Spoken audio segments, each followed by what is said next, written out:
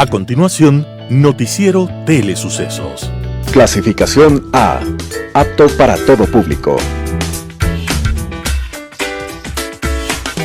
Un noticiero pensado para usted porque se lo merece. Nos acercamos a la realidad desde diferentes perspectivas. Noticiero Telesucesos.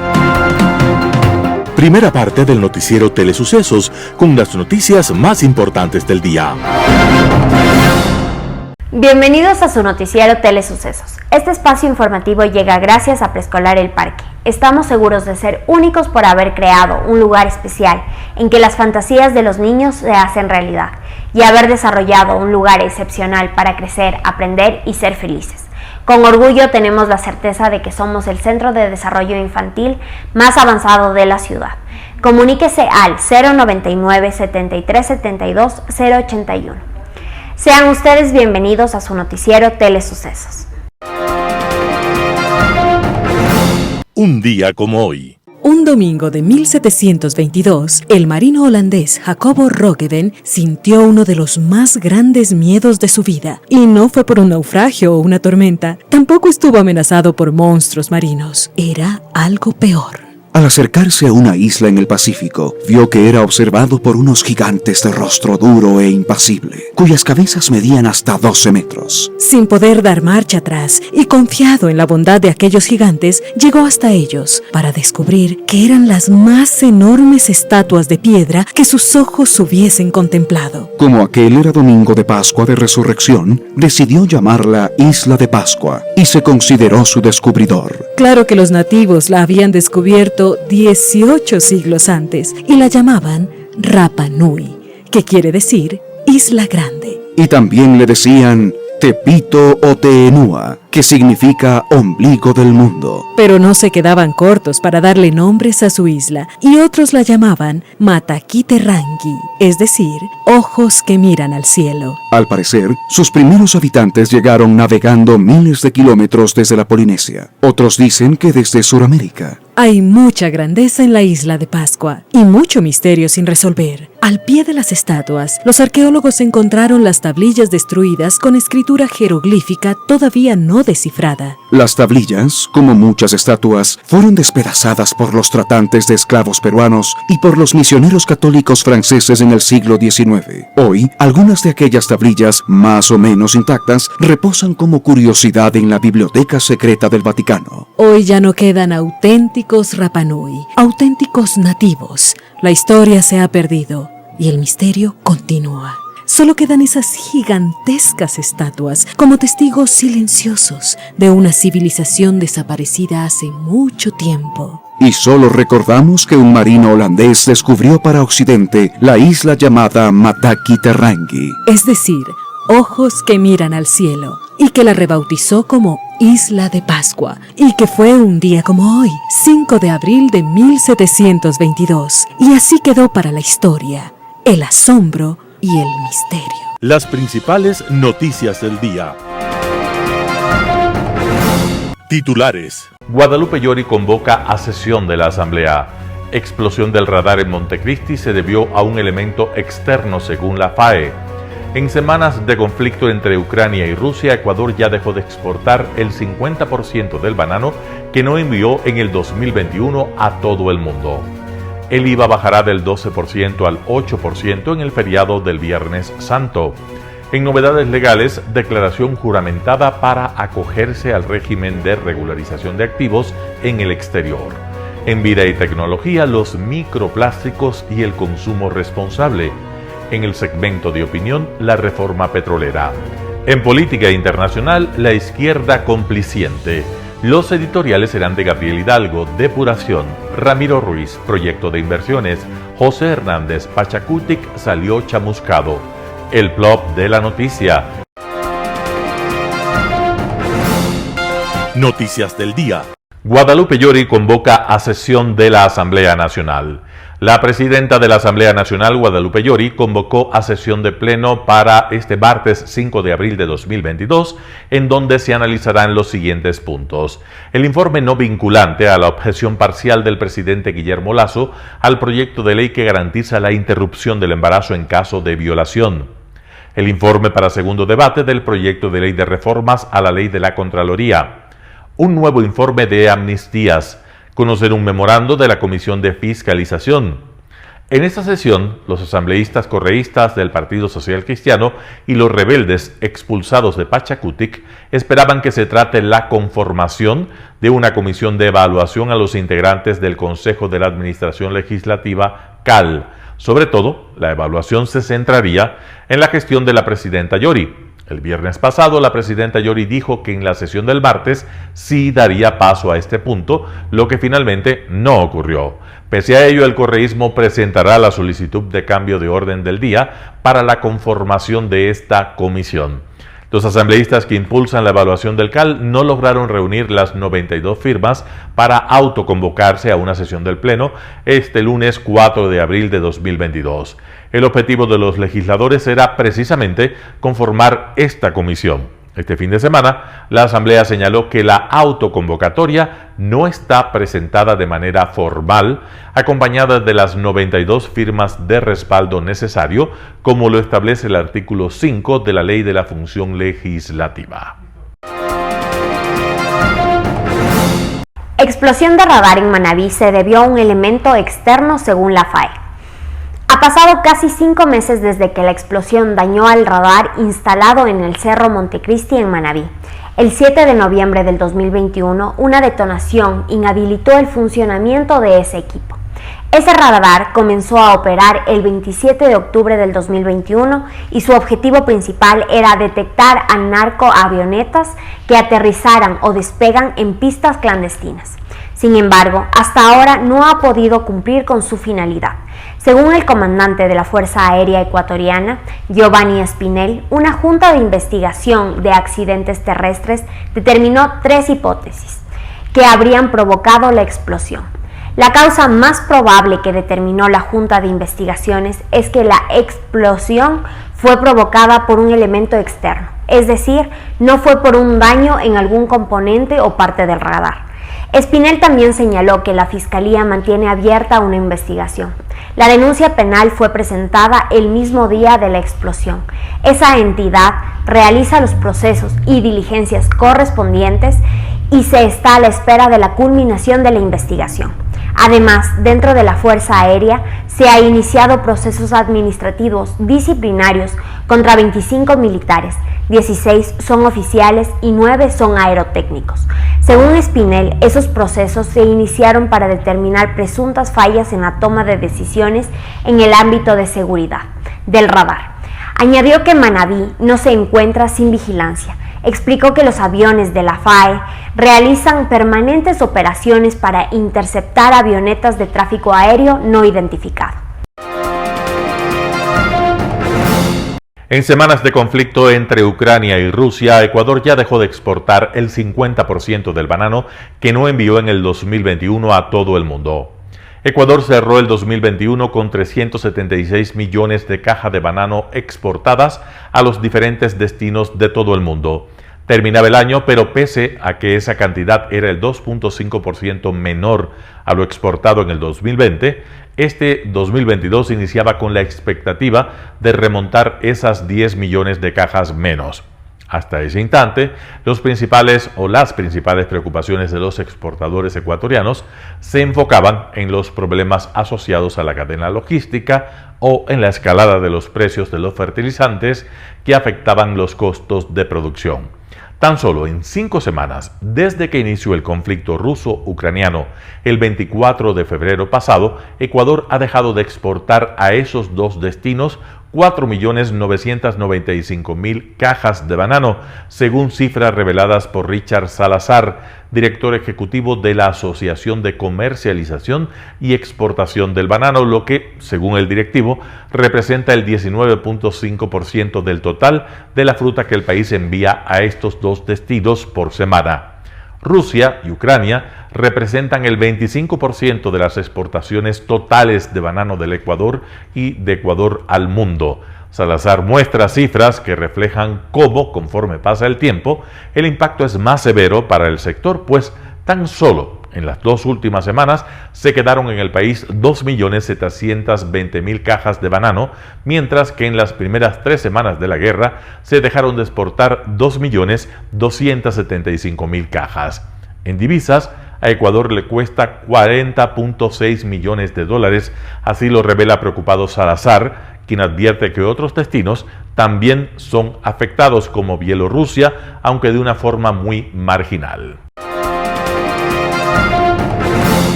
El IVA bajará del 12% al 8% en el feriado de Viernes Santo. Durante el feriado de Viernes Santo, 15, 16 y 17 de abril del 2022, se reducirá el impuesto al valor agregado IVA del 12% al 8% para los servicios turísticos, de acuerdo al decreto 339 suscrito por el presidente Guillermo Lasso en enero del 2022. Los consumidores podrán beneficiarse del descuento tributario durante los 3 días de asueto en más de 21.000 negocios turísticos registrados en el catastro del Ministerio de Turismo y del Servicio de Rentas Internas, SRI.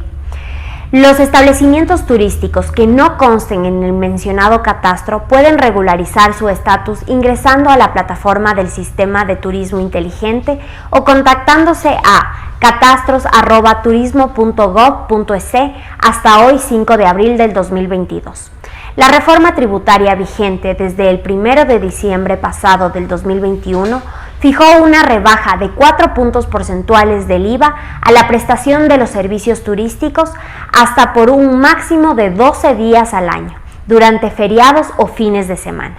La medida es para impulsar el turismo interno, señaló el gobierno. Este es el segundo feriado en el que se aplicará la reducción. El primero fue Carnaval, al que tuvo 4 días de asueto. Según datos del Ministerio de Turismo, se registraron alrededor de 752.000 viajes durante esa festividad. El gasto promedio por viajero fue de $65. Alrededor de 48.9 millones movió el sector turístico durante el Carnaval del 2022. Novedades legales a cargo del estudio jurídico Naranjo Martínez. Novedades legales. Declaración juramentada para acogerse al régimen de regularización de activos en el exterior mediante Decreto Ejecutivo número 384 del 30 de marzo de 2022, el presidente de la República reformó el reglamento a la Ley Orgánica para el Desarrollo Económico y Sostenibilidad Fiscal tras la pandemia del COVID-19 en lo relativo a la declaración juramentada que deberá realizarse para acogerse al régimen impositivo voluntario, único y temporal para la regularización de activos en el exterior. Las reformas establecen que la declaración juramentada deberá efectuarse ante el Servicio de Rentas Internas a través de su página web. Antes de la reforma, dicha declaración debía realizarse ante notario público. Recordamos que los contribuyentes podrán acogerse al régimen impositivo voluntario, único y temporal para la regularización de activos en el exterior hasta el 31 de diciembre de 2022. El hecho generador del impuesto único y temporal para la regularización de activos en el exterior es la presentación de la declaración juramentada por parte del contribuyente en la que manifieste su voluntad irrevocable de acogerse al régimen impositivo regulado. Vida y tecnología. Hola amigos, gracias por acompañarnos en este segmento de su noticiero Telesucesos para hablar de vida y tecnología. Y precisamente es una de las cosas que nosotros queremos mencionar, una noticia que circuló hace algunos días traída por la agencia EFE, de que una universidad de Ámsterdam, en los Países Bajos, había encontrado por fin evidencia de que los seres humanos estamos absorbiendo las partículas de microplásticos que están en los océanos o que están en el agua en general. ¿Qué significa esto? Que por primera vez el problema del plástico nos está llegando a nosotros, a nuestro cuerpo. Nosotros tenemos noticias de que el consumo de plásticos en el planeta es excesivo, que tenemos que tener conciencia de reutilización de productos, de que la basura plástica está en los océanos, que los peces que nosotros consumimos están consumiendo microplásticos y por tanto nosotros de alguna manera estamos absorbiéndolos. Pero en este momento, esta Universidad de Ámsterdam determinó a través de pruebas que el 75% de las personas a las que le hicieron estas pruebas ya tenía en la sangre rastros de microplásticos. Esta es una alerta mundial, porque a través de la sangre, por supuesto, va a llegar a otros órganos, nuestros pulmones, el hígado, el cerebro. Entonces, el tema del microplástico y el tema del consumo responsable tiene que estar presente en nuestras vidas. Nosotros queremos traer a colación este tema porque en la ciudad de Quito, por ejemplo, ya hay alternativas para que nosotros podamos de alguna manera ser un poco más responsables con la basura que generamos. Sabemos que en el transporte público uno ya puede pagar con botellas de plástico y esas botellas de plástico con las que uno paga luego pasan a procesos de reciclaje. Todavía es muy poco el tema de la recolección diferenciada de basuras en nuestras ciudades. Somos uno de los países que menos porcentaje de basura reciclable tenemos, pero es una responsabilidad personal, es una responsabilidad de las ciudades y de los países. Pero tiene que empezar por las personas, es decir, tenemos alternativas, hay que consumir responsablemente. En muchos países el consumo de agua en botellas de plástico es carísimo porque lo que están precisamente previniendo es al uso del plástico. Te están cobrando por usar plástico, no por el agua necesariamente. Y eso es algo que nosotros aquí no tenemos todavía y que deberíamos ir fomentando. Esta evidencia de encontrar los rastros de microplásticos en la sangre de las personas ya debería ponernos una alerta en la cabeza para saber cómo nosotros consumimos. El primer paso es el plástico, pero hay muchas otras razones y formas en las que tenemos que tener un consumo responsable. Nosotros desde aquí les invitamos a que a través de la ciencia, a través de la evidencia científica y por supuesto de los mecanismos que las distintas ciudades van adoptando, nosotros tengamos una responsabilidad, primero con nuestra salud, con la salud de nuestros seres queridos, pero también con la salud de nuestros ríos, con la salud de nuestras ciudades. Y esa es la razón por la que este espacio de vida y tecnología les invita a seguirnos. Muchísimas gracias por su atención. Un panorama de noticias para su estatura intelectual.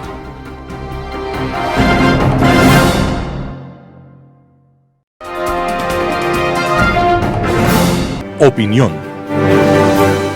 Saludos cordiales, amigas y amigos.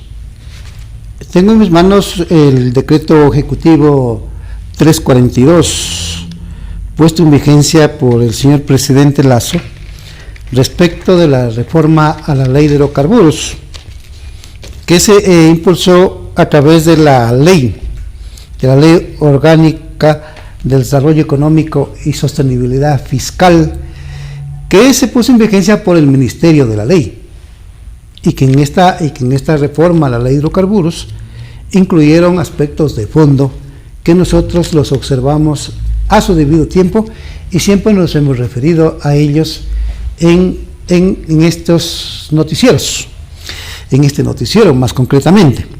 El reglamento es de aplicación de la ley de hidrocarburos, como digo, referida a la reforma que se publicó por el Ministerio de la Ley. Y aquí existen disposiciones que es necesario revisarlas detenidamente a efectos de poder exponer a la opinión pública los criterios fundamentales sobre lo que dicen los textos del reglamento. Y por lo menos para que quede planteado algunos de estos aspectos, me voy a referir a lo que tiene que ver con los contratos petroleros. Nosotros hemos dicho que por la condición de la producción nacional de petróleo, el Ecuador es un país marginal en la producción petrolera comparando con la producción mundial. La producción mundial hoy en día de petróleo, así como la demanda, superan los 100 millones de barriles por día. El Ecuador tiene una producción petrolera en los últimos años que está fluctuando en los 520.000, 534.000, algún año llegó a 550.000 de barriles de explotación por día, pero no hemos llegado a los 600.000. Claro, en los últimos tiempos se dijo que podía el Ecuador explotar 1 millón de barriles por día, y luego se han flexibilizado esos criterios y ya no se está insistiendo en ese tema.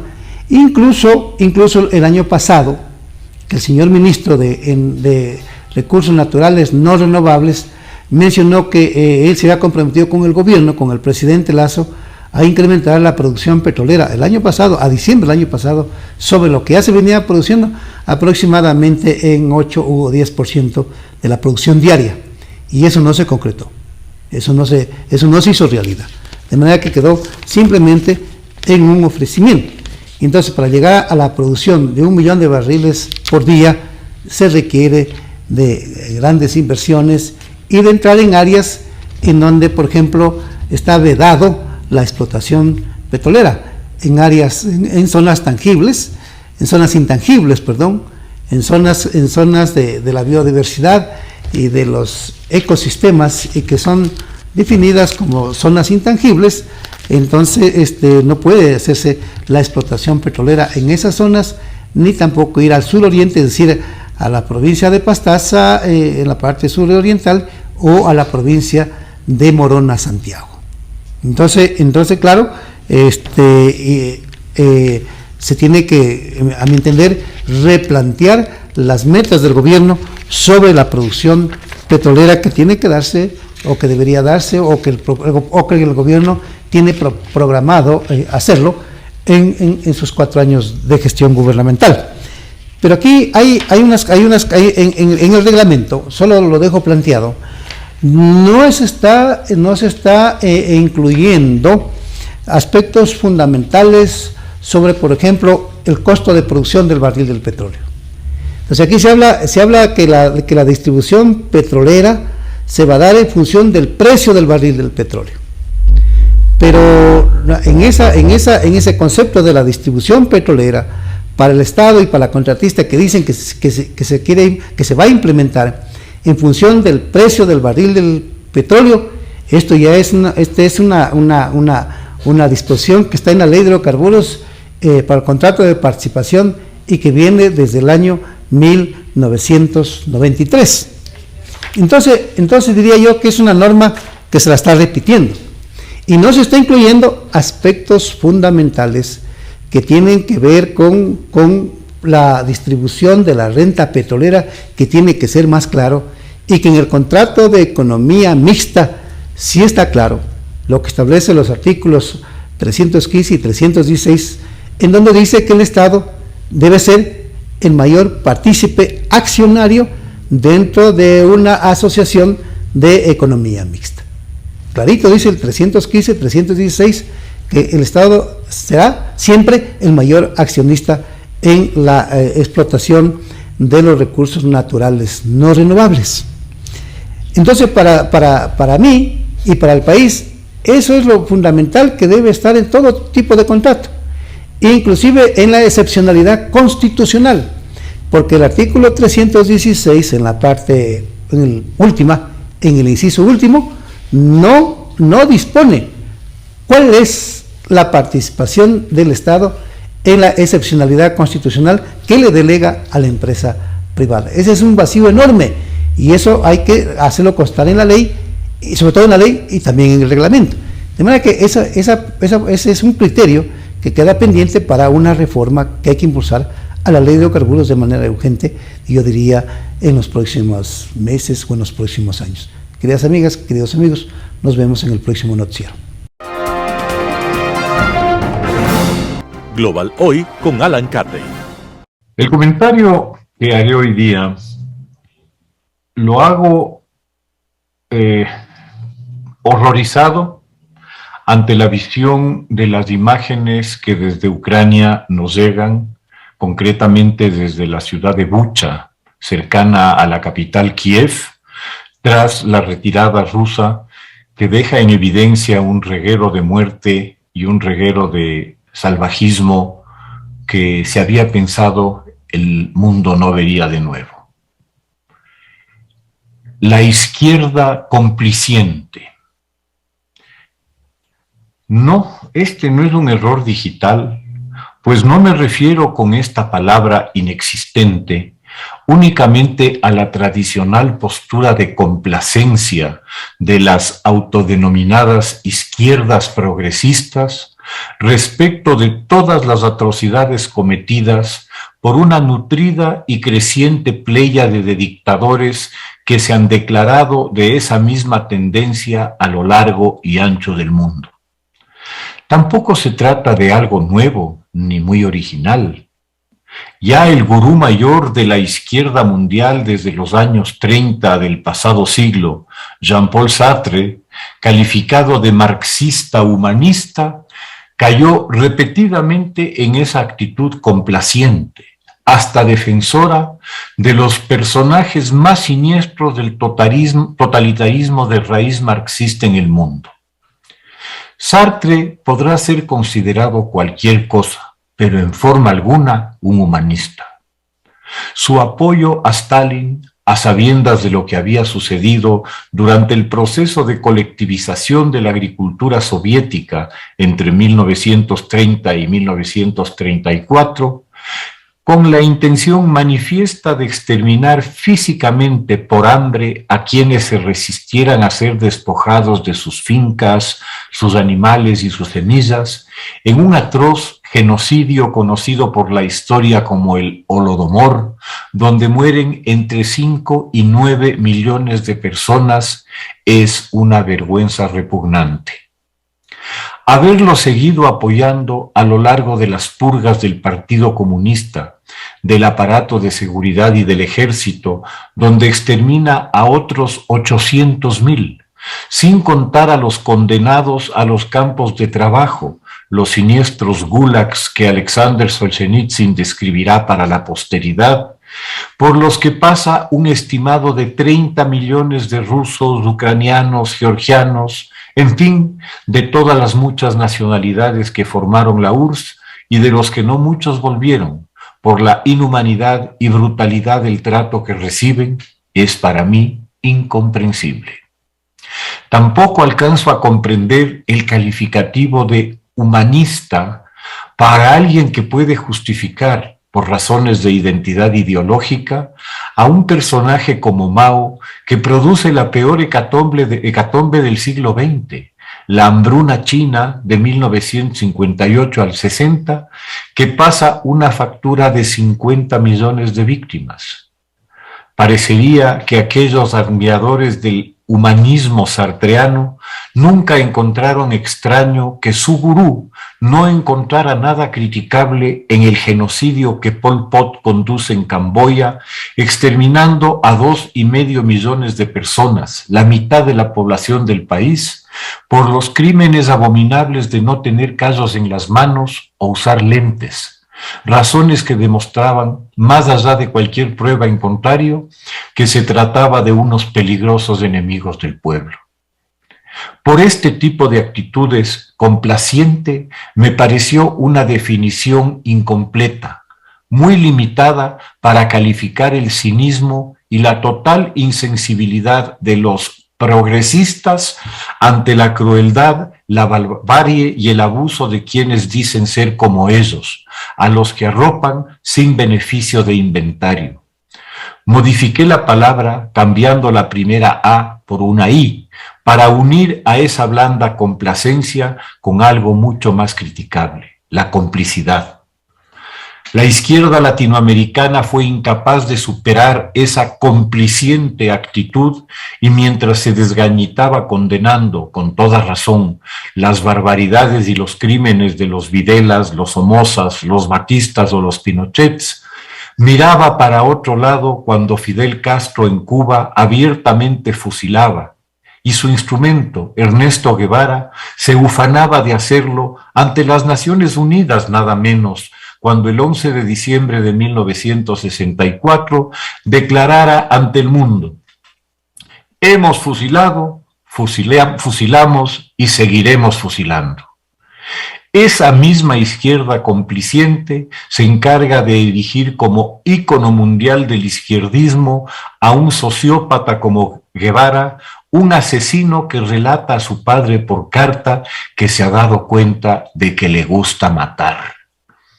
¿Qué decir de su alineamiento acrítico con el gobierno de Hugo Chávez y el de su delfín, aunque tal vez ballena sería más propio, Nicolás Maduro, pese a las claras evidencias tempranas de su irrespeto y total indiferencia por la ley, hasta convertir a Venezuela en la cleptocracia mafiosa en que ha devenido? Resulta dramático constatar cuánto se les ha dificultado a México y a la Argentina el expresar sin disimulos y ambajes una condena firme a la dictadura nicaragüense por la violación manifiesta de derechos humanos y libertades fundamentales, amén de la manipulación grosera de un proceso electoral desconocido por fraudulento de forma y fondo por toda la comunidad internacional democrática. Sorprendente resulta ver hoy a aquellos que condenaron con toda energía y razón al dictador Somoza, se las vean moradas para hacer lo mismo con su heredero moral, Daniel Ortega y señora. Igualmente patético es el observar a la vieja izquierda latinoamericana todavía trepada en las antiguas estanterías ideológicas, donde al parecer no han llegado aún las noticias de la caída del muro de Berlín y de la disolución del imperio soviético, y que ven todavía a la Rusia de Putin como a la patria del socialismo y la vanguardia del proletariado, sin comprender, por las lagañas intelectuales que les nublan la visión, que hoy por hoy la principal expresión del renacimiento del fascismo, justo a los 100 años del inicio de su marcha sobre Roma I, en octubre de 1922, y sobre buena parte de Europa después, es el régimen ruso actual, montado sobre un relato nacionalista de supremacía étnica, religiosa y moral, y de nostalgias imperiales del pasado. No deja de ser sorprendente ver trepados en el mismo corso carnavalesco de admiradores del Führer ruso, tomados de la mano a Ortega y Le Pen, a Bolsonaro y Maduro, a Díaz-Canel y a Trump. Ver a Orbán confundido con Kim o a Salvini con Fernández, el conserje de Putin para América Latina, nunca deja de causar sentimientos encontrados. Complacientes y cómplices de muchos años y de muchos crímenes, seguramente encuentran muy difícil navegar un mundo del cual perdieron la brújula hace mucho rato. Es más cómodo aferrarse al slogan, al dogma aprendido en esa forma de catecismo que las ideologías formulan, reglamentan y alimentan, y qué tan útiles resultan para evitar peligrosas disquisiciones que dan lugar a peligrosas herejías y a la inevitable y dura necesidad de hogueras e inquisidores. Las abstenciones de Cuba, de Nicaragua y de Venezuela en la votación de condena a Rusia por su agresión en Ucrania necesariamente se inscriben en esa lógica compliciente. ¿Cómo no hacerlo cuando tantos discursos, abrazos y visitas se han intercambiado en el tiempo? ¿Cómo no entender la incomodidad de Fernández, el presidente, por tener que votar la condena, más aún ante la crítica feroz de Fernández, la presidente, y de los muchachos peronistas de la Cámpora, fervientes hinchas de Putin y de su filósofo y gurú Dugin, o la de López Obrador, que seguramente alentará la solución de la guerra por medio de abrazos y no balazos, la exitosa fórmula por él aplicada en México? Muchas gracias. Editorial. Depuración. Gabriel Hidalgo. La muerte cruzada está muerta. Ya no es una opción o nunca lo fue. Siempre fue una trampa de quienes quieren nuevas elecciones, provocar una crisis interna e instalar una constituyente para indultar los delitos de los prófugos. La salida a este laberinto debe ir en dirección opuesta. Si se disuelve anticipadamente los poderes representativos del Estado, el legislativo y el ejecutivo se clausurarán temporalmente hasta convocar a nuevas elecciones simultáneas, proclamar resultados y posesionar a las nuevas autoridades. Mientras esto sucede, el Ejecutivo quedará al mando del Estado por unos pocos meses y sin una legislatura que estorbe. Esto resultará muy atractivo para los consejeros del presidente Guillermo Lasso, muchos procedentes del sector financiero, en cuya trayectoria dominan las ideas sobre el riesgo. Ellos estarán insinuando al presidente que se arriesgue por gobernar a sus anchas por unos meses, pero esto es una inaceptable ingenuidad propia de alguien que no mira con atención el funcionamiento de la política nacional. El presidente Lasso no necesita prescindir de toda la Asamblea para poder gobernar, solo necesita prescindir de algunos asambleístas. El concepto es distinto. Eso quiere decir que no es necesario disolver a la Asamblea para recuperar el cauce de la gobernabilidad, sino que solo necesita propiciar la depuración interna de los partidos legislativos. Guadalupe Llori fue elegida presidenta legislativa con 71 votos. Aquí se armó una mayoría afín al gobierno nacional. Estaba compuesta por Pachacutic, la Izquierda Democrática, Creo y los independientes. Ahí se formó un equilibrio que se destruyó con la votación al proyecto de ley de inversiones. 89 votaron en contra, 46 a favor, 1 faltó y otro se abstuvo. El oficialismo votó con los independientes más los socialcristianos, que al final del día son opositores. Esto quiere decir que el oficialismo solo tiene 25 votos de 137, o el 18% de la representación legislativa, es decir, nada. Con esto, el presidente Lasso no puede gobernar. ¿Quiénes quieren que el presidente no pueda gobernar? Quienes obstruyen cualquier forma de reactivación económica, de generación de empleo, de desbloqueo institucional, de entendimiento entre el Ejecutivo y el Legislativo, de lucha en contra de la corrupción. En otros términos, quienes quieren que fracase el gobierno son los fanáticos que quieren crear las condiciones para una crisis interna y para un nuevo estallido social. ¿Para qué? Para justificar una resolución de destitución del presidente Lasso y, en medio de una convulsión, la instalación de una asamblea constituyente que anule los juicios por corrupción de los prófugos para restituirlos al poder. El presidente Lasso debe recuperar el control de la mayoría legislativa formada por la elección de Llori, renunciado a la novelería de la disolución anticipada del poder legislativo. Nunca ha sucedido y no estamos para experimentos. Por el contrario, las depuraciones legislativas han sucedido desde siempre en nuestra historia congresal. Si el bloque oficialista tiene 25 de 71, eso da a entender que Pachacutic y la Izquierda Democrática están abandonando al gobierno. ¿Cómo recuperarlos?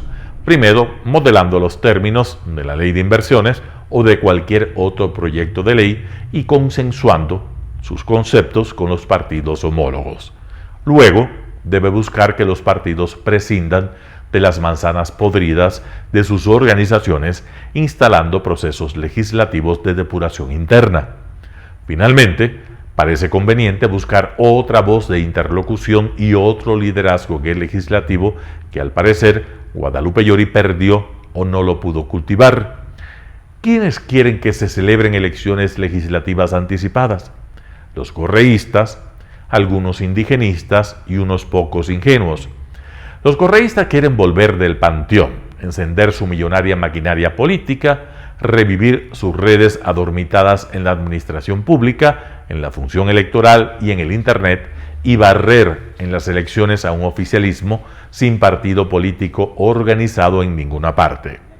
Los indigenistas de Leonidas Issa, que querrán terminar de fracturar a Pachacutic para apoderarse de las estructuras de campaña y de los resultados electorales de Yacu Pérez.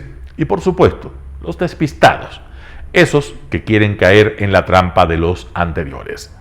Los sectores democráticos de Pachacutic, de la izquierda democrática o incluso del propio Partido Social Cristiano podrían integrar un nuevo sector que apueste por la gobernabilidad. Tras la depuración legislativa, la mayoría democrática podría recuperar los 71 escaños y sumar algunos más, redondeando la cifra en los 80 escaños, ahuyentando el fantasma de la inestabilidad, la crisis, la convulsión social y una eventual destitución. La muerte cruzada está muerta. Está viva solo para aquellos que miran la política desde las catacumbas del destierro. Y si alguien insiste con la necedad de la muerte cruzada en Carondelet, el presidente debe echarlo de palacio. Gabriel Hidalgo. Proyecto de ley de inversiones por Ramiro Ruiz. 3 bloques legislativos argumentaron que el proyecto de ley de inversiones propuesto por el presidente Guillermo Lasso, ejecutivo, facilitaría las privatizaciones en el país, por lo que promovieron su archivo. Las bancadas de Izquierda Democrática, Unión por la Esperanza y algunos asambleístas de Pachacutic se opusieron al proyecto de ley. La explicación de privatización es una muestra de autoengaño. Desde la sesión inaugural, la mayoría de asambleístas dirigidos por UNES han tenido el propósito de boicotear el trabajo del gobierno. Unión por la Esperanza no solo tiene fe y esperanza de asediar el pensamiento y el trabajo del presidente Lasso, sino más todavía doblegar a la democracia, especialmente al Poder Judicial, con los fines perversos de conseguir la impunidad del caudillo Rafael Correa. Después del segundo debate del proyecto de ley de inversiones se suspendiera el martes 22 de marzo del 2022, la Secretaría General de Comunicación de la Presidencia comunicó que quien se opone a esta ley claramente se opone a la creación de fuentes laborables. La ahora exministra de Gobierno, Alexandra Vela, se refirió al proyecto de ley y dijo: es insólito que algunos grupos políticos remen en contra de los intereses de la gran mayoría de ecuatorianos. Uno de los problemas de la población económicamente activa es la falta de empleo. Si los asambleístas encontraron errores de concepto, incluso artículos de ley que no corresponden ni enmarcan con la realidad y las necesidades del país, la comisión correspondiente debía presentar las correcciones para su discusión y perfección en la ley. Sin embargo, no se dieron el trabajo de pensar y analizar la información del desempleo en el país, que está unida a la delincuencia, la emigración, el desánimo y la baja autoestima de cada uno de los ecuatorianos, abandonados en el desempleo. Sin trabajo no hay dinero para la alimentación, la vivienda, la educación básica, no hay nada. Sin trabajo no hay dignidad y se prende fuego a la desorganización del hogar. En Ecuador, 532,000, igual al 6,3% de la población económicamente activa, estaba en el desempleo en mayo del 2021. El costo de la canasta familiar es de $715,31 en noviembre del 2021. La inflación anual cerró el año pasado en 1,94%. Cerraron 3.494 empresas durante la pandemia. La mayor parte de los desempleos, el 33,7%, son jóvenes que tienen entre 15 y 24 años de edad, es decir, quienes empiezan su vida laboral. Quienes se incorporan al mercado laboral durante una crisis afrontan un comienzo difícil profesional, desfavorable y del que es difícil recuperarse, afirma el estudio. La crisis laboral impacta más a los trabajadores poco calificados porque no hay oportunidades durante las recuperaciones económicas. El país pierde capital humano. El desempleo en el Ecuador es uno de los principales problemas que deben solucionar el gobierno. Con altos índices de desempleo, la economía del país es poco confiable y obstaculiza la inversión extranjera, trascendental para el crecimiento y desarrollo económico. El problema se relaciona entre el desempleo y el aumento de la pobreza. Las leyes bien hechas posibilitan la inversión y la generación de trabajo, ayudan a solucionar el problema del desempleo y la pobreza. Pero los asambleístas han perdido la capacidad de leer la realidad. No saben qué es peor. Castigo que pueda sufrir una persona es la desocupación y la pobreza. El trabajo ineficiente de los asambleístas y el déficit de pensamiento que sufren, sin embargo, sirve a la manipulación política. Más aún, los asambleístas se encuentran obstinados por bloquear las iniciativas del gobierno central. A esa obstinación le dio un obsequio el presidente Lasso el sábado 26 de marzo por la tarde, al calificar de ladrones, corruptos y chantajistas a los asambleístas. Al mismo tiempo reveló los nombres de los denunciados y dispuso a la directora de Servicios de Rentas Internas investigar al ex candidato presidencial por la Izquierda Democrática, Javier Hervas, a quien acusó de pedir favores tributarios. Ramiro Ruiz.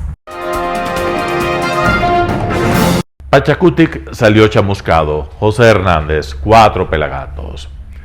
Pachacutic es posible que ceda a la presidencia de la Asamblea Nacional y se declare otra vez en la oposición, como la fuerza política que vuelve a aspirar a esa tercera vía que es, en política, un deseo codiciado y un objetivo irrealizable.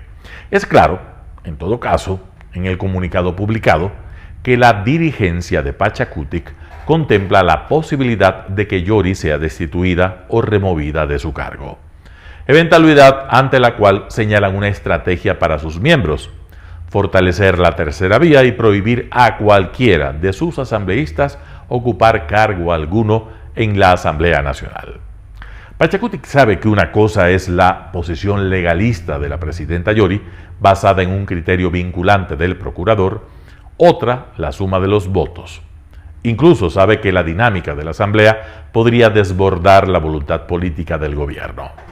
Francisco Jiménez, ministro de Gobierno, dijo ser partidario de que se respeten los plazos de las autoridades designadas, pero también dijo que en caso de ser imposible, lo que cuenta más allá de quien ocupe la presidencia es la estabilidad del poder legislativo como parte de la estabilidad de la política nacional y global en el país.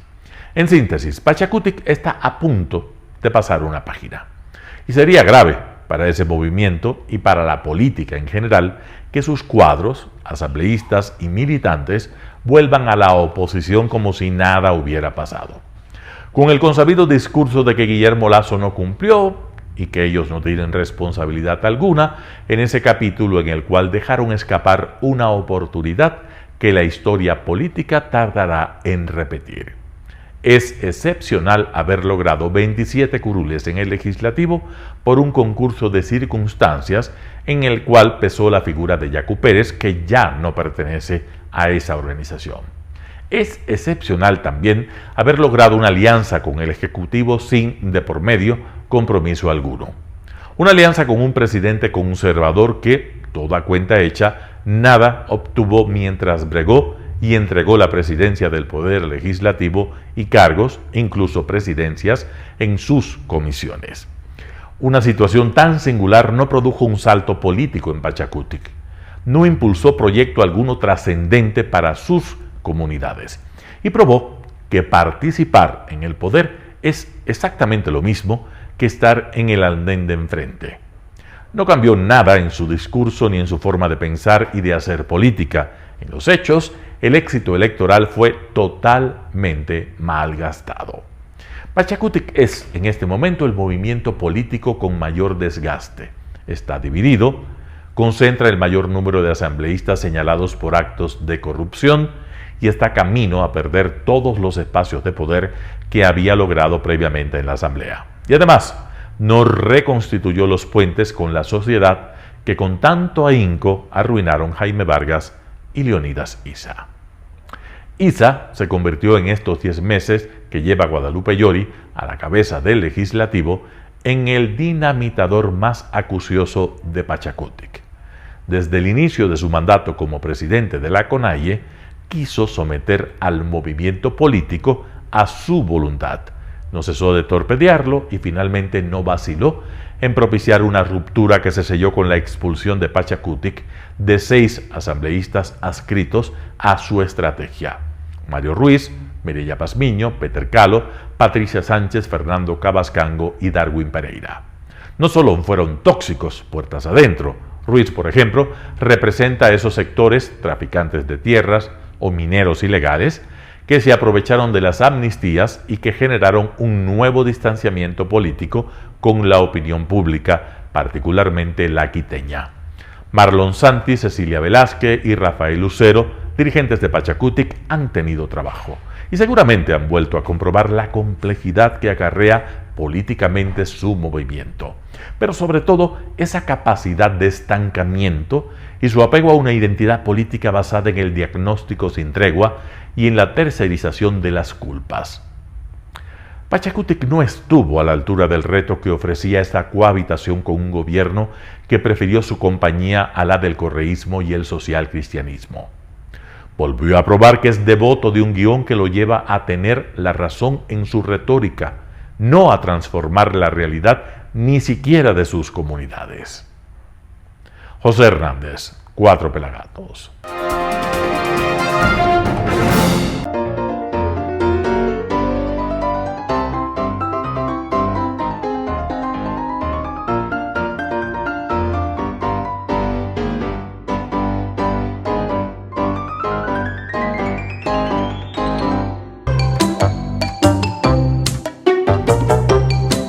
El blog de la noticia con Andrés Castillo. Hola, buenos días, soy Andrés Castillo Maldonado y este es el blog de la noticia. Día martes, segundo día de la semana, cada vez más cerca del Bicentenario. No se olvide lo que le he dicho hasta ahora. Vaya, conozca, infórmese, hable con sus hijos, con sus nietos, con sus alumnos. Participe del concurso Voces del Bicentenario. En fin, van a haber un montón de cosas para celebrar los 200 años de la batalla del Pichincha. Hoy quiero conversar con ustedes de un tema que fue materia de noticia el fin de semana. El amotinamiento y nueva masacre en la cárcel de Turi, en Cuenca. ¿Hasta cuándo seguimos con esto? ¿Hasta cuándo seguimos sometidos por los grupos de derechos humanos que creen que dentro de las cárceles hay que tratarles como a muñecos a los que están matando a sus compañeros? ¿Hasta cuándo seguimos esperando que hayan más muertos decapitados, más gente incendiada para que el Estado reaccione como debe reaccionar? ¿Hasta cuándo seguimos creyendo que en las cárceles hay un coro de ángeles que merecen ser protegidos hasta con talquito en las posaderas? Ya es momento de que el gobierno nacional, a través de las instituciones, respetando los derechos humanos por supuesto, pero con mano firme, ponga coto y final a lo que está pasando en las cárceles. No podemos seguir viviendo esta etapa en la cual el narcotráfico y la mafia se está yendo por encima del Estado de Derecho y sus instituciones. Lo que ha pasado en las cárceles ha sido una muestra de que no hemos sido capaces de poder controlar ni siquiera lo más básico, que es la seguridad dentro de los centros penitenciarios. Ya salió la ministra Vela, ya se dividió el ministerio en dos, en el del interior y en el de gobierno.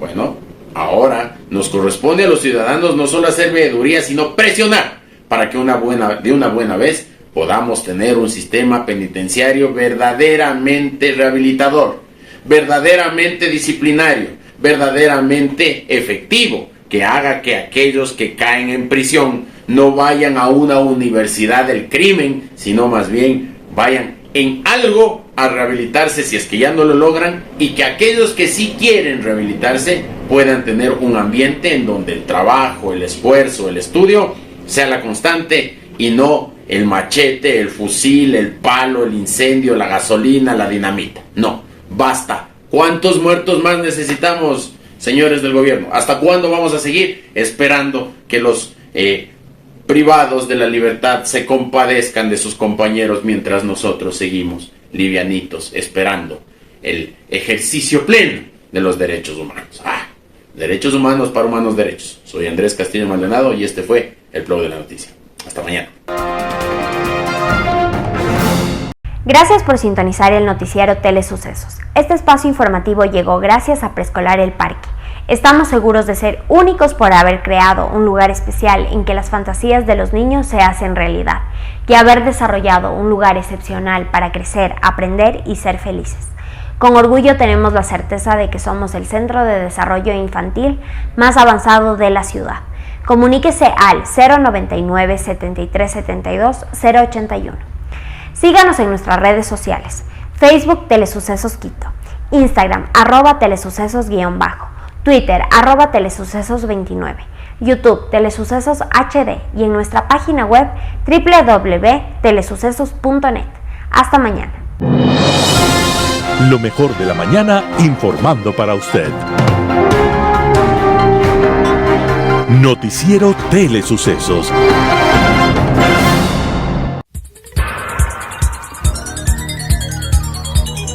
Las opiniones vertidas en este espacio por la producción y dirección del programa son de exclusiva responsabilidad de sus autores y de quienes intervienen en ellos.